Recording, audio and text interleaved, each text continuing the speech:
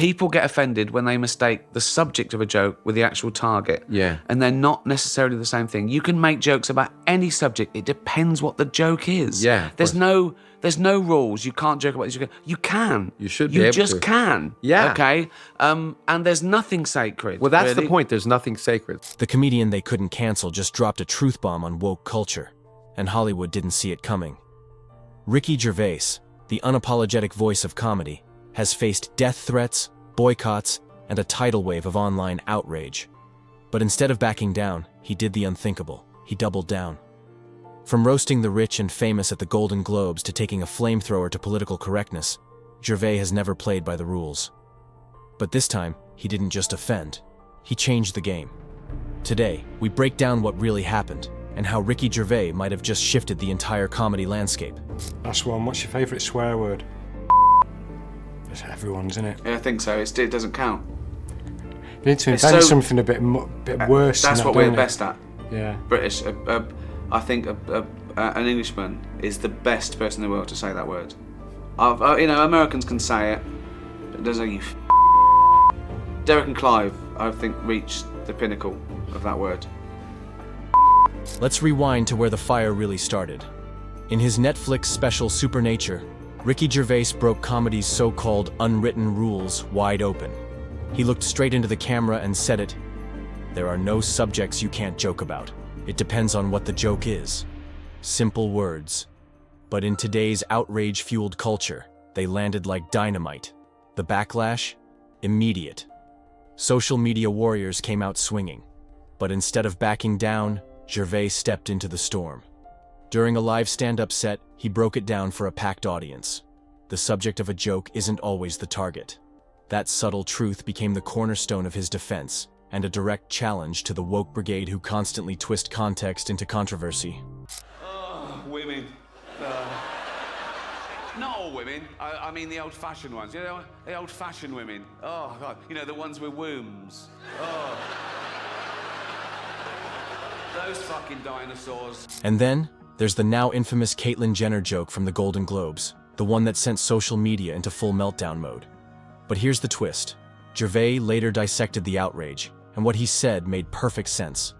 The joke wasn't about Caitlyn being trans. It was about a public figure involved in a tragic car accident. Just because a trans person is mentioned in a joke, he explained, doesn't make the joke anti-trans. He even gave a sharp comparison. That's like saying a joke about Bill Cosby is automatically racist. The message was clear. Outrage culture isn't about protecting people anymore. It's about misreading everything just to stay offended. As it was, I didn't have to worry about offending anyone because it just happened, so. And the big controversy last time I did it was a Caitlyn Jenner joke, right? Oh, outrage on Twitter the next day. And by outrage, I mean a couple of people going, it was transphobic. It wasn't transphobic in the slightest. It was a joke about a trans person, but the joke had nothing to do with that aspect of her existence. And that's the other thing about offense. People get offended when they mistake the subject of a joke with the actual target, and they're not necessarily the same. I'll tell you the joke. You make your own minds up. Right. So,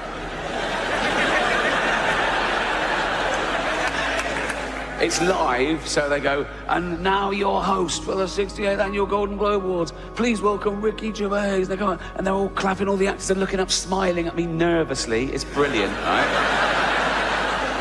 So I just go, relax, I'm going to be nice tonight. I've changed. Not as much as Bruce Jenner, obviously.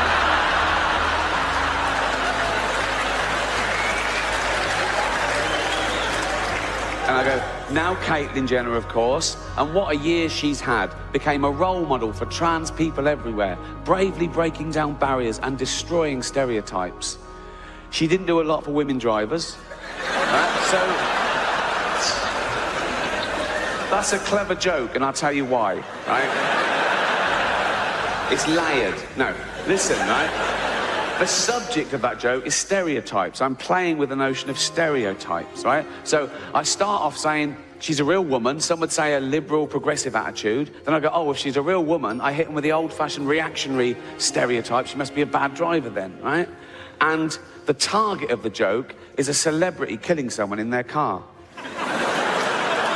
Let's not forget that, shall we? a celebrity killing someone in their car, running home and popping on a dress. That's the target of the joke, just so we're clear, okay? She was interviewed about a week later at some press conference for a show she was launching, now cancelled. And the press were around and one of them said, "What do you think of the Ricky Gervais joke?" And she went, "Maybe I should host the Golden Globes," right?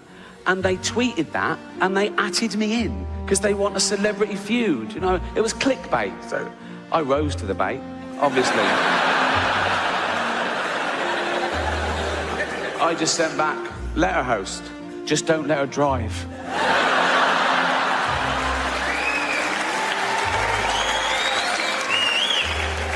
Another website that was in the room, Entertainment Weekly, they tweeted a different headline and they atted me in as well. And their headline was, "Caitlyn finally breaks silence over Ricky Gervais." But what really made Hollywood squirm wasn't just the jokes. It was the moment Ricky Gervais stood on that Golden Globe stage, stared straight into the eyes of the world's richest celebrities, and called out their hypocrisy.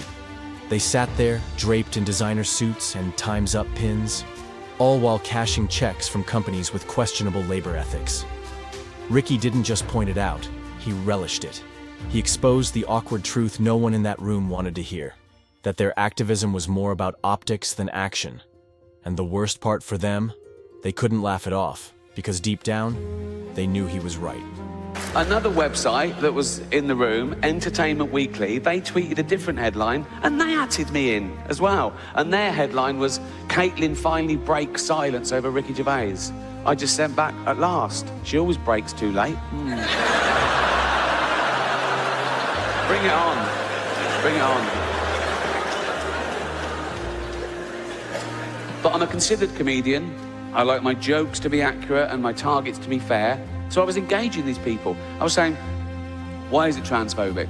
And they were saying, "It's about a trans person." I said, "Well, that's ridiculous. That's like saying a joke about Bill Cosby is automatically racist. It depends on the joke." But I was talking to them, I'm willing to learn, and I found out my crime was that I dead-named her. Now, I'd never heard that term, you know, before a day after the Golden Globes, and that was saying her old name and even acknowledging that she used to be a man. But she did.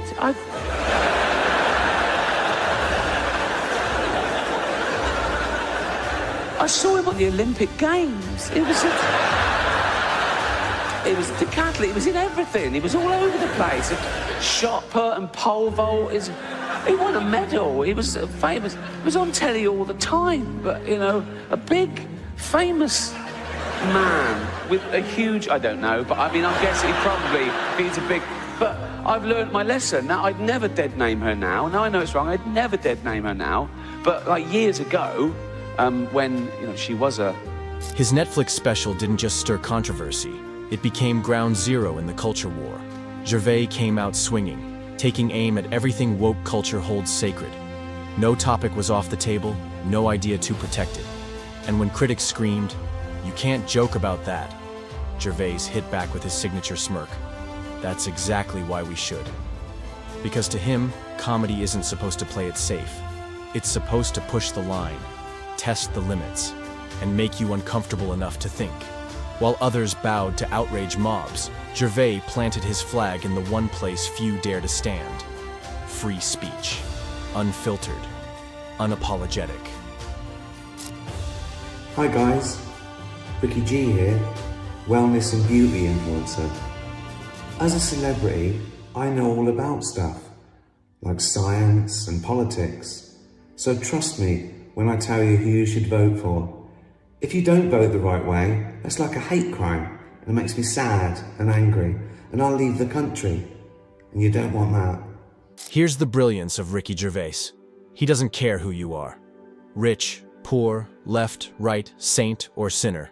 If there's a joke to be made, he'll make it. So when critics accused him of punching down, he dropped a line that instantly became iconic. There's no punching up or down in comedy. There's just punching. And just like that, he flipped the outrage script. The cancel mob came for him with pitchforks, demanding apologies. But Gervais didn't just refuse to back down. He doubled down. They screamed, "Cancel him!" He smirked and fired back, You have to subscribe to something before you can cancel it. Game over. That's not just comedy. That's a masterclass in owning the narrative. Many talented people of colour were snubbed in major categories. Unfortunately, there's nothing we can do about that. The Hollywood foreign press are all very, very racist. So, fifth time. So, we were going to do an in memoriam this year, but when I saw the list of people that had died, it wasn't diverse enough. No. It was mostly white people. And I thought, nah, not on my watch. So, maybe next year. Let's see what happens. Ricky Gervais doesn't just poke fun. He dissects the truth. And when it comes to corporate woke culture, he hits where it hurts. In one unforgettable bit, he called out corporations for what they really are: opportunists. They changed their logo to a rainbow for exactly 1 month. That's not activism. It's advertising. Brutal, accurate, and long overdue. Gervais isn't taking aim at marginalized communities. He's exposing the fake allyship, the hollow PR moves, and the performative outrage that's become modern-day currency. He breaks it down with surgical precision. People aren't fighting for justice. They're building social credit. Victimhood is now armor, and moral superiority, a weapon. Then came his takedown of social media activism. Posting a black square on Instagram doesn't make you Martin Luther King Jr. Mic dropped. That line alone shook the internet because it was the truth no one wanted to hear. Real activism takes work. #activism, it's just digital cosplay. And his take on cancel culture, it's a masterstroke. You have the right to be offended. You do not have the right to not be offended. That's the core of it. Gervais isn't fighting jokes. He's fighting the dangerous idea that offense equals censorship. And the audience? They're done being silenced. Crime. I say, she hasn't changed, right? She's always been a woman because she's always identified as a woman, and that means she's a woman. Fine, if that's the rules, you are what you feel. If you feel you're a woman, that makes you a woman. Cool. You know, I'm not one of these bigots that think having all that done is science going too far. You know? In fact, I don't think it's going far enough. Because I've always identified as a chimp, right? Well, I am a chimp. If I say I'm a chimp, I am a chimp, you know. Pre-op, but...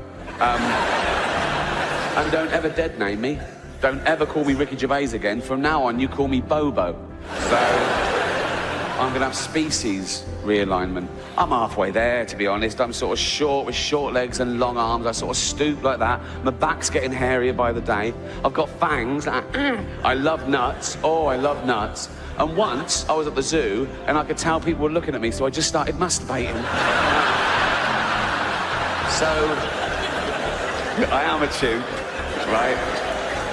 I am a chimp if I say I'm a chimp. And so I've got to live as a chimp for a year, then have hormones, get me all nice and hairy. That'd be lovely, right? I'm going to stay a male chimp so I can keep all that, right? A male heterosexual chimp, keep the same girlfriend. Jane will be happy. She loves me. She loves chimps, so, you know. And I reckon that's got to be easier for a man to turn into a chimp. We're so close. Than for a man to turn into a woman in many ways. You know what I mean? A bit of hair and a top lip like that, as opposed to your cock and balls ripped off and a hole gouged out into... No, I'm not a doctor, but that is the gist of it. Ricky Gervais doesn't tiptoe around sensitive topics. He walks straight through them with a mic in one hand and logic in the other. But here's the twist. His comedy isn't chaos. It's crafted. Every joke has a structure. The target is precise. And the punchline? It hits with meaning, not just shock. His take on identity politics? Brutally honest. Gervais points out the growing absurdity of treating identity as the ultimate truth. Your feelings are valid, he says, but they're not facts. That single line says it all, and it forms the bedrock of his argument against woke culture. Now, how does he handle the outrage? Critics throw hit pieces, he throws punchlines. When his jokes get twisted out of context, he serves up the full clip and lets the audience decide. Spoiler alert, his critics usually end up looking like the joke. His commentary on modern comedy cuts deeper than most. If a joke makes you uncomfortable, maybe ask yourself why before trying to cancel the comedian. That's not just wit, it's wisdom. And Gervais isn't just pushing back, he's shifting the landscape. By refusing to bow to outrage mobs, he's become a symbol of resistance against ideological conformity. His refusal to apologize has lit the path for other comedians tired of walking on eggshells. What really sets him apart? His razor-sharp logic. He breaks down controversial jokes like a professor dissecting a theorem, explaining the structure, the intent, the real target. He's not just telling jokes, he's teaching people how to understand them. Gervais' stance on free speech is crystal clear. The moment you start restricting what can be joked about, you start restricting thought itself. That's not just about comedy, that's about freedom. And the backlash? It proves his point. Critics condemned his special without even understanding it, proving exactly what he was saying about outrage culture. Their knee-jerk reactions gave him more publicity than Netflix's entire PR team could dream of. But here's the thing, Ricky's not punching down. He's not mocking the marginalized. He's mocking the hypocrites who claim to represent them while basking in performative virtue. His impact? Huge. More comedians now feel emboldened to speak up. More audiences are learning to distinguish between a subject of a joke and the target of it. And every attempt to cancel him? It just makes him stronger. As he so perfectly put it, getting offended by a joke is like getting splashed while swimming. It's part of the experience. Exactly. What makes Gervais unstoppable is the balance, humor, and insight. He's not trying to be a martyr. He's just doing what comedians were always meant to do. Make people laugh while making them think. And that's why his takedown of woke culture hits different. Because he's not just mocking it, he's exposing its contradictions. He shows us how enforced kindness becomes cruelty, how censorship kills conversation, and how the quest for zero offense leaves us with zero progress. So if you loved watching Ricky Gervais roast woke culture one joke at a time, smash that like button, hit subscribe, and buckle up for more uncensored truth bombs. See you in the next one.